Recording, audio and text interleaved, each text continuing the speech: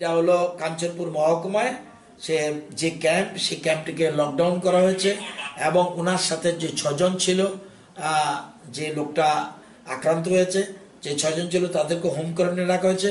একটু ঘণ্টাখানেকের মধ্যে তাদের থেকে তাদের স্যাম্পল কালেকশন করা হবে এবং ধর্মনগর যে বাড়িতে এসে সে রাত্রে ছিল সেটাকেও তাদেরকেও হোম কোয়ারেন্টাইন করেছে, তাদেরও স্যাম্পল কালেকশন করা হবে।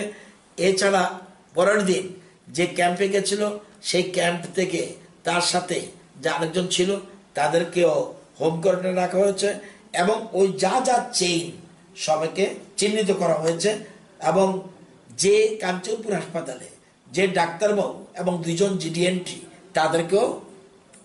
তাদেরকেও স্যাম্পল কালেকশনের জন্য লোক গেছে। রাজ্যবাসী যারা এফেক্টেড তাদের উদ্দেশ্যে বলছি, ভীত হওয়ার কোনো কারণ নেই, ভীত হওয়ার কারণ নেই। অনেক আমরা দেখছি মৃত্যুর হার থেকে রিকভারির হার অনেক বেশি, মৃত্যুর হার থেকে রিকভারির হার বেশি।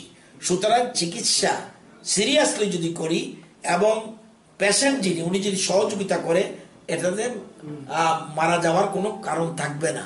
সেই জন্য বারবার বলছি এতে কোনো ওষুধ বেরোয়নি, কিন্তু তবুও আমরা দেখেছি মৃত্যুর হার থেকে আরোগ্যের হার বেশি, রিকভারির হার বেশি। তো আমাদের এটাতে একটাই সুবিধা, সবাই যেন বাড়িতে থাকে, নিজেকে আবদ্ধ রাখে। কিন্তু কৃষক যারা তাদেরকে অনুরোধ করবো, শ্রমিক যারা চা বাগানের শ্রমিক তারা কিন্তু অলরেডি আমরা নোটিফিকেশন জারি করেছি, সোশ্যাল ডিস্টেন্স বজায় রেখে উৎপাদনকে অব্যাহত রাখতে হবে। সেরকম কৃষির ক্ষেত্রেও যে সবজি ধান যেগুলি আছে এমনিতে কৃষকরা ইচ্ছা করলে সোশ্যাল ডিস্টেন্স মেনটেন করে চলে।